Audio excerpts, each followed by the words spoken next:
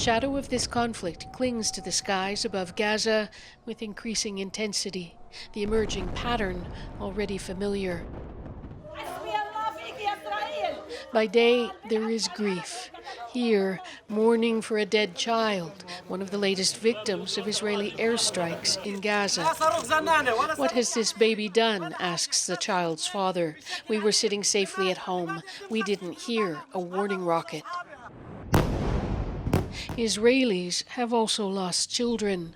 Hamas, the militant group in control of Gaza, has fired an estimated 2,000 rockets at Israel over the past week, some hitting their mark with devastating effect.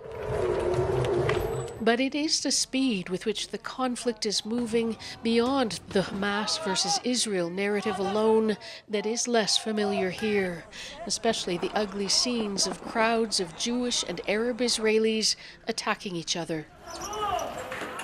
The occupied West Bank is now roiling too. At least 10 Palestinians left dead, according to the Palestinian Ministry of Health, after post-Friday prayer demonstrations and confrontations with Israeli soldiers.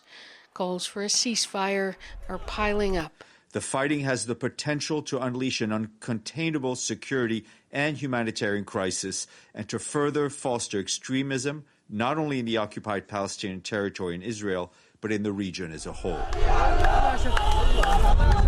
Next door in Jordan, police clashed with demonstrators trying to reach the West Bank, and pro-Palestinian marchers in Lebanon did manage to cross the border, albeit briefly.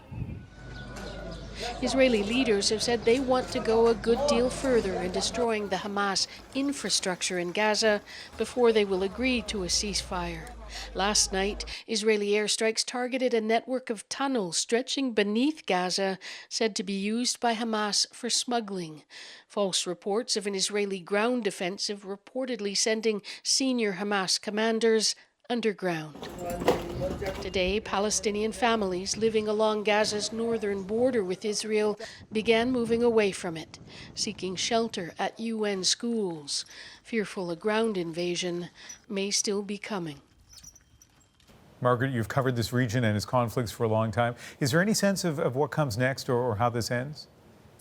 Well, if you're looking at patterns, Ian, I think the question is, will this encounter between Israel and Hamas follow previous conflicts where you essentially have a lot more loss of life, eventually a ceasefire is negotiated, and then you have a return to the status quo where everybody forgets to even address the root causes of the conflict?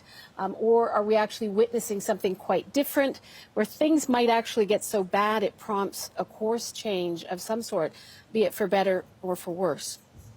Margaret Evans in Jerusalem, thank you.